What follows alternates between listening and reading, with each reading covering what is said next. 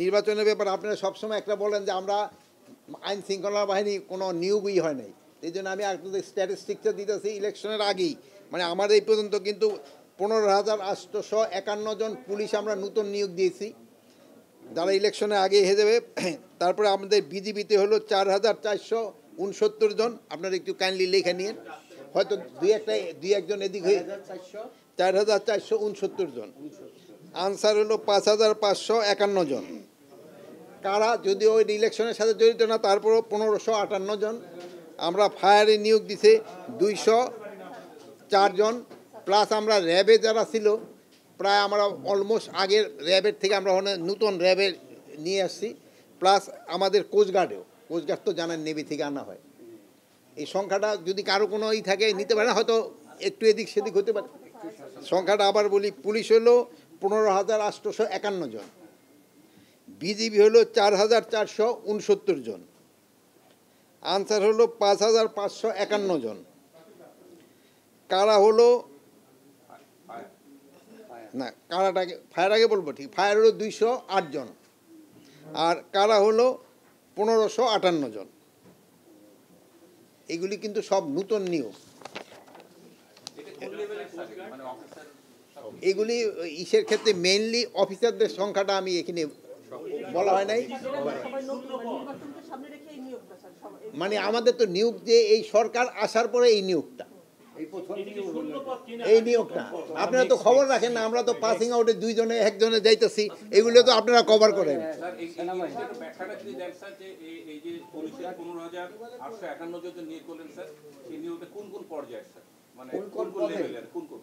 শুনেন তো পুলিশের নিয়োগ তো এখন তিনটা লাগবে না, তিনটা, একটা হলো কনস্টেবল, আর একটা হলো এসআই, এসপি সংখ্যাটা আমরা এখানে আপনাদের বলি না, এখানে এসপিটা আমরা বলি না, ক্যাডারেরটা নেই। আর বিজিবিদের ক্ষেত্রে হলো শুধু কনস্টেবলের ক্ষেত্রে, আনসারদের ক্ষেত্রেও কনস্টেবল। এটার ক্ষেত্রে কিছু পদ সিজন হয়েছে, আর বেশিরভাগই পদ সিজন হয়েছে, আর শূন্য পদও কিছু নিয়োগ দেওয়া হয়েছে।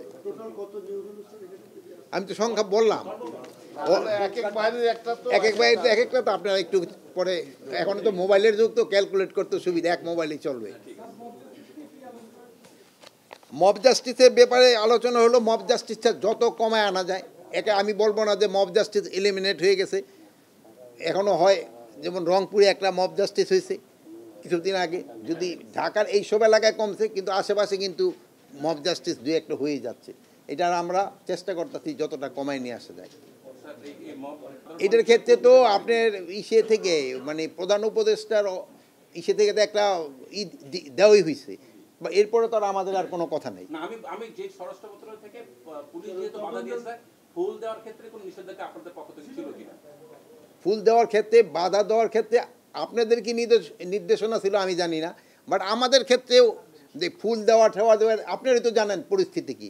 এটার ক্ষেত্রে আমাদের ক্ষেত্রে যেন কোনো রকমের অপ্রীতিকর ঘটনা না ঘটে, এই ব্যাপারে আমাদের নির্দেশনা ছিল।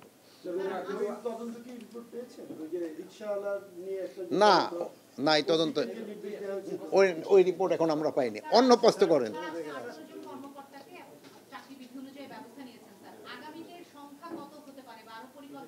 কি কিসের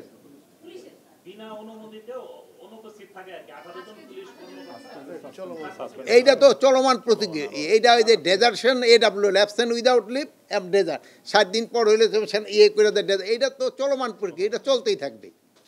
পুলিশের না, পুলিশ করে না, জনগণও কিন্তু এখন এই মামলার এই জনগণই করছে, এইটা তো আমরা কম, এই জন্য ওই যে আমরা আরেকটা কমিটি চেষ্টা করতেছি। এটা কি, যেহেতু এটা আইনের অনেক রয়ে গেছে, বাট আমরা চাচ্ছি সাধারণ জনগণ বা নির্দোষ জনগণ যেন কোনো অবস্থায় পানিশমেন্টের আওতায় না আসে, আর বাট যে দোষী সে কোনো অবস্থায় ছাড়া পাবে না। আমি আরেকটা কথা সবসময় বলি, যে আমরা সবসময় যে চুনা পুঁঠিগুলি ধরি, এই রুই মাছ বড়গুলি কিন্তু সবসময় ছাড়া পাওয়া যায়। যেমন ধরেন যে একজন বড় ধরা পাওয়া গেছে, আপনারা খুব লেগে গেছেন, কিন্তু ওই চুনা পুঁটি সম্বন্ধে কিন্তু আপনারা কেউ বলতে চান না। এই জন্য আপনাকে আমি অনুরোধ করবো যে ছোটোখাটো যারা আছে তারাও যদি কোনো নির্দোষভাবে কাউকে ধরা হয় আপনারা তাদের সম্বন্ধে বলবেন, আর আপনারা সবসময় সত্যি ঘটনা দিয়ে থাকেন, এই জন্য আমি আপনাদের আবারও ধন্যবাদ জানাই।